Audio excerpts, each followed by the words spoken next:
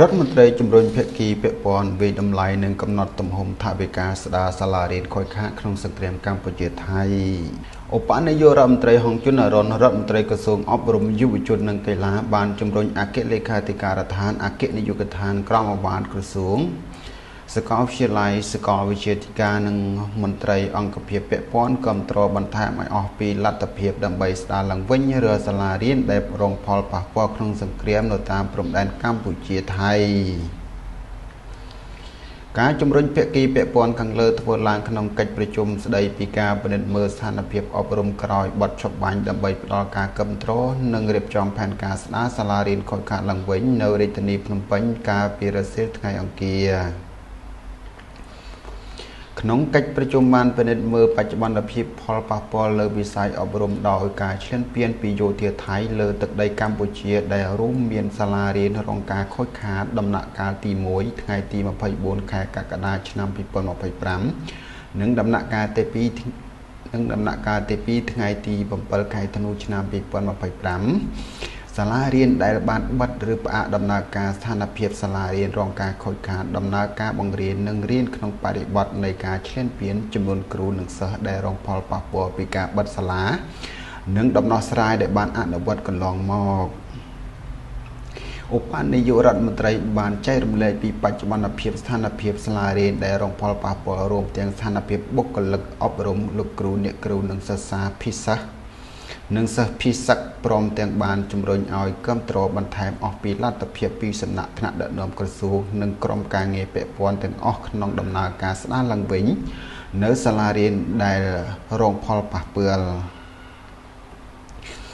ភាគីពាក់ព័ន្ធត្រូវចុះពិនិត្យពីទីតាំងសាលារៀនផ្ទាល់ដើម្បីយល់ច្បាស់ពីស្ថានភាពតម្រូវការជាក់ស្ដែងបញ្ហាប្រឈមចំពោះមុខដែលត្រូវដោះស្រាយបន្ទាន់ឈានទៅវាយតម្លៃ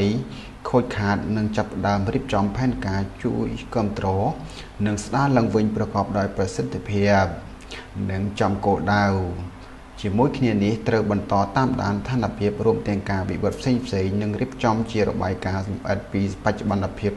ស្ថានភាពអប់រំដើម្បីវិតម្លៃផលប៉ះពាល់កំណត់ទំហំថវិកានិងក្រុមការងារសម្រាប់ស្ដារសាលារៀនខូចខាតឲ្យដំណើរការឡើងវិញឧបនាយករដ្ឋមន្ត្រីបានវិតម្លៃខ្ពស់ចំពោះកិច្ចខិតខំប្រឹងប្រែងរបស់ក្រុមការងារពាក់ព័ន្ធដែលបានយកចិត្តទុកដាក់បំពេញភារកិច្ចនិងសហការយ៉ាងល្អផ្ដល់ការគាំទ្រព្រមទាំងបន្តសម្របសម្រួលជួយដល់សាលារៀនបុគ្គលិកអប់រំលោកគ្រូអ្នកគ្រូនិងសិស្សដែលរងផលប៉ះពាល់ក្នុងអំឡុងសង្គ្រាមរហូតមកទល់បច្ចុប្បន្ន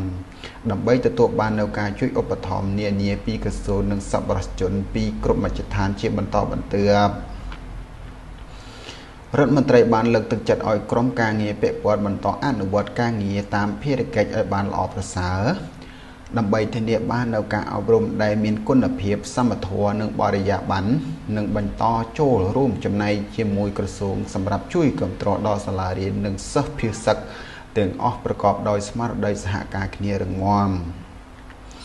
ឧបនាយករដ្ឋមន្ត្រីបានណែនាំក្រុមការងារចំពោះមុខបន្តរៀបចំរបាយការណ៍អំពីស្ថានភាពសិស្សភិសិកនិងរៀបចំកិច្ចប្រជុំប្រចាំខែឲ្យទៀងទាត់ដើម្បីពិនិត្យមើលស្ថានភាពបែងចែកធនធាននិងការទទួលខុសត្រូវគ្នាឲ្យមានប្រសិទ្ធភាពនិងកំណត់អតិភិបសាលារៀនដែលរងការខូចខាតខ្លាំងដែលត្រូវសាងសង់ឡើងវិញលោកកុយវ៉ាន់ឌីអ្នកនាយកសាលាបឋមសិក្សាព្រៃច័ន្ទស្ថិតនៅក្នុងតំបន់ព្រំដែនកម្ពុជាថៃបានបញ្ជាក់ថាក្នុងសង្គ្រាមចុងក្រោយជាង21ថ្ងៃអគារសិក្សាសាលាក្នុងភូមិបានរងការបាក់បែកនិងខូចខាតទាំងស្រុងរួមទាំងហេដ្ឋារចនាសម្ព័ន្ធក្នុងបរិវេណសាលាផងដែរលោកបន្ថែមថាក្នុងភ្លើងសង្គ្រាមពីការឈ្លានពានពីយោធាថៃកម្ពុជាមិនត្រឹមរងការខូចខាតអគារសាលានិងហេដ្ឋារចនាសម្ព័ន្ធសាលារៀនទេប៉ុន្តែបានបំផ្លិចបំផ្លាញឯកសារសៀវភៅសិក្សាឯកសាររៀននិងបង្រៀនដែលក្រោយចប់សង្គ្រាមគ្រូបង្រៀននិងសិស្សកំពុងខ្វះខាតច្រើនទៅលើសម្ភារៈសិក្សាហិរញ្ញវត្ថុនិងសម្លៀកបំពាក់ជាដើមលោកទូចសុខៈអ្នកនាំពាក្យក្រសួងមហាផ្ទៃបានឲ្យដឹងថាគិតត្រឹមថ្ងៃទី4ខែមករាឆ្នាំ2026ពលរដ្ឋភិសិក ចំនួន25,407 នាក់បន្ថែមទៀតក្នុងចំណោមជនភឿសឹកជាង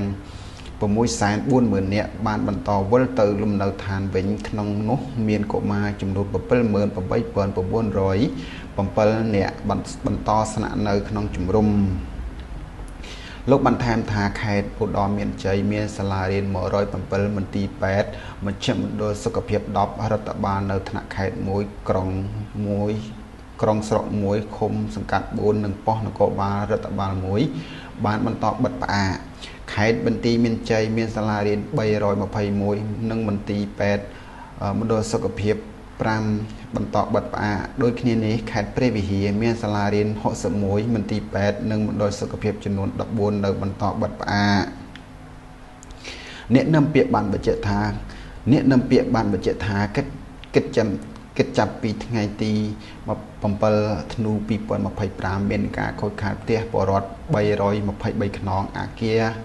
ស៊ីវិលឯកជនចំនួន 7 អគារស្នាក់នៅសន្តាគារ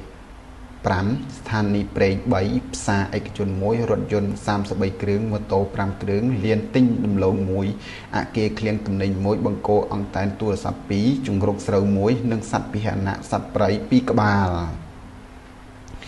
ចំពោះការខូចខាតទ្រព្យសម្បត្តិសាធារណៈរួមមានសាលារៀន 25 មណ្ឌលសុខភាព 7 សំណង់អគារ 39 វត្តអារាម 6 សាលាឆទាន 1 រូបសំណាក់ 1 រថយន្ត 1 គ្រឿង ប្រាសាទបុរាណ 4 ស្ពាន 5 ផ្សារ 1 ផ្លូវ 4 និងប្រព័ន្ធផ្គត់ផ្គង់អគ្គិសនី 1 ទីតាំងជាការកត់សម្គាល់នៅខេត្តពោធិ៍សាត់កម្លាំងយោធាថៃបានចូលកាត់សោគឺផ្ទះប្រជាពលរដ្ឋក្នុងភូមិសង្គមថ្មីរួចប្រមូលសម្ភារៈមានតម្លៃពីផ្ទះចំនួន 8 ខ្នងម៉ូតូ 4 គ្រឿងនិងរ៉ឺម៉កដឹកសម្រាម 2 គ្រឿងបាទព័ត៌មាននេះមានខ្លីមានតែប៉ុណ្ណេះសូមបងប្អូនដែលមកថ្មីសូមជួយ Subscribe ដើម្បីទទួលបានវីដេអូថ្មីជាបន្តទៀតបាទសូមអរគុណសូមជម្រាបលា